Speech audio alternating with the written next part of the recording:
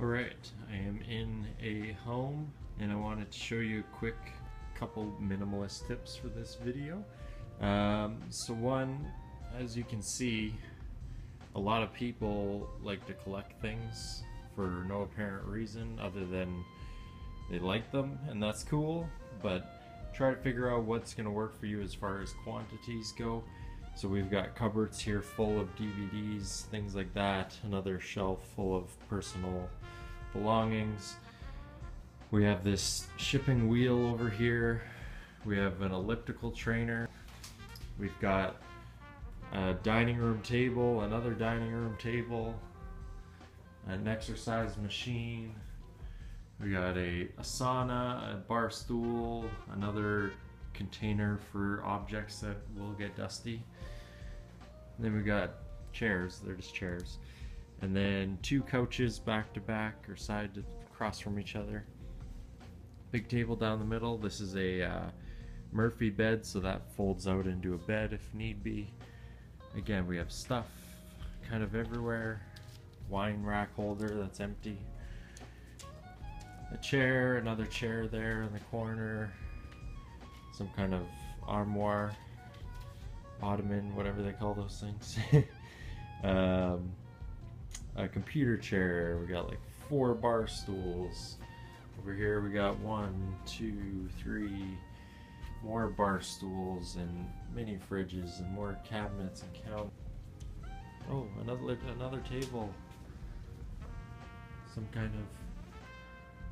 Why do we need all this stuff? Doesn't matter who it's for or what or whose it is, or because we all do it, everyone does it, so let's just talk about it. There is probably, I'm gonna count it up and I'll put it on the screen, how many people can sit down in a chair in this house that I'm visiting. So we need to realize the things that we're actually using versus the things that are just gonna sit around and do nothing, like all this stuff.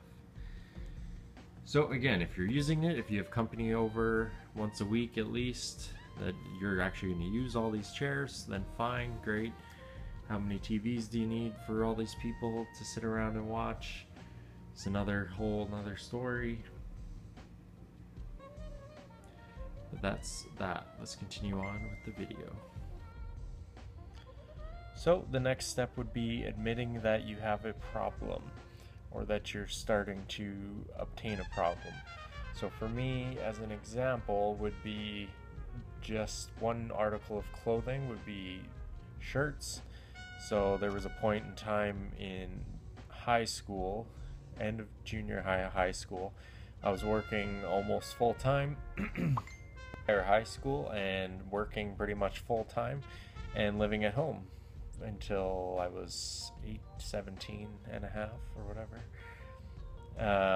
But at that time I was collecting all my money because I didn't have to spend it on anything, just like a $50 cell phone bill back then, and I had hundreds and hundreds of dollars coming in, so I would spend all my money buying t-shirts, and so I accumulated like 400 t-shirts over the next like 5 years of that time period in my life.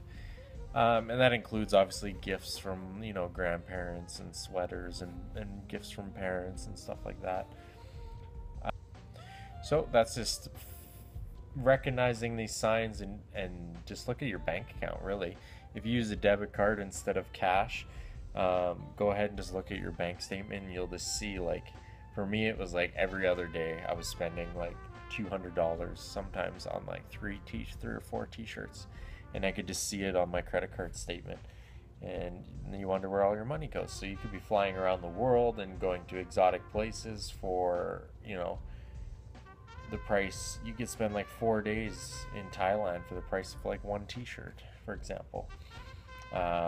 So these are all things you need to realize at a young age, or it might just snowball on you and you'll be buried. So admitting you have a problem, number one, for sure. When you start to be walking on top of all your stuff, it's a little too far gone, hoarders style. But just having the feeling, like the connection with all these individual items is really tough to get over, I know firsthand. So you need to just realize that they typically have no purpose in your life other than maybe a feeling attached to them. So instead, the best thing you can do at that point, if it's that heartbreaking for you, is to take a picture of it. Or if it's like so heartbreaking then you absolutely need to keep it, then obviously keep it. But all the other things that you don't need to keep is what you need to get rid of, and start by taking a picture of it, put it on your Facebook or whatever, so it's always there for the rest of your life. And you can always go back and look at it and have that associated memory with it, but you don't have this giant object, you know, to take up space in your life. Little golfer guy there, same thing.